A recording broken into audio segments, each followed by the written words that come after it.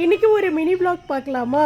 இது நேற்று எடுத்த விளாக்கு. காலையில் எப்போதும் போல் வாசல்லாம் தெளிச்சுட்டு இந்த சிம்பிளாக நம்ம கோலம் போடணும் அப்படின்னா இந்த மாதிரி ஸ்டென்சில்ஸ் வாங்கி வச்சுக்கிட்டோம்னா ரொம்ப ஈஸியாகவும் டக்குன்னு கோலம் போட்டு முடிச்சிடலாம்.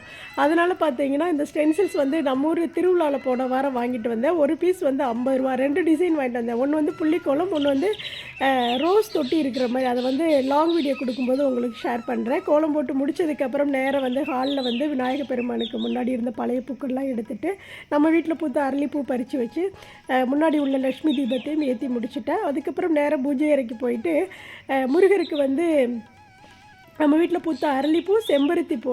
எப்போதும் முருகருக்கு வந்து சிவப்பு நிற பூக்கள் வந்து உகந்தது இல்லையா, அதுவும் அரளிப்பூ ரொம்ப உகந்தது.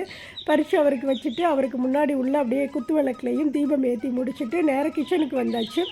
அதுக்கப்புறம் வந்து உடைச்ச கோதுமை குருணை பொங்கல். இது வந்து பொங்கல் தான் செஞ்சு சாப்பிடணுமா அப்படின்னு சொல்லி கமெண்ட்ஸில் கேட்டிருந்தீங்க. அதை பற்றி லாங் வீடியோவில் உங்களுக்கு நான் ஷேர் பண்ணுறேன்.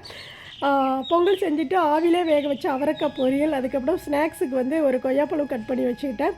அப்புறம் எப்போதும் குடிக்கக்கூடிய பீட்ரூட் அண்ட் நெல்லிக்காய் ஜூஸ் போட்டு வச்சுட்டு அதுக்கப்புறம் கொஞ்சம் வேலைகள்லாம் இருந்தது, அதெல்லாம் செஞ்சு முடிச்சுட்டு இங்கே பூஜை அறைக்கு முன்னாடி உள்ள மணி பிளான்ட் வந்து ஒரு 2 நாளைக்கு முன்னாடி கழட்டி கொண்டு வெளியில் வச்சுருந்தேன். ஏன்னா வெயில் பட்டதுன்னா நல்லா வளரும் அப்படிங்கிறதுக்காக எப்போதும் வந்து அதை கழட்டி கொண்டு வெளியில் வச்சுருவேன்.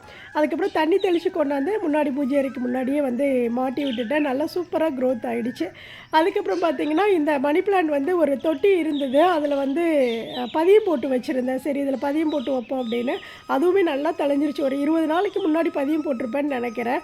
நல்லா தழைஞ்சு சுற்றியுமே கீழே வரைக்கும் வந்துருச்சு. மறுபடியும் வந்து அந்த வேர் பதிகிற மாதிரி அப்படியே மண்ணை சுற்றி போட்டு மறுபடியும் பதியம் போட்டு முன்னாடி நம்ம வீட்டுக்கு முன்னாடி எடுத்து வச்சுட்டேன். இதை பற்றி லாங் விளாகாக உங்களுக்கு நான் கொடுக்குறேன். தேங்க்ஸ் ஃபார் வாட்சிங்.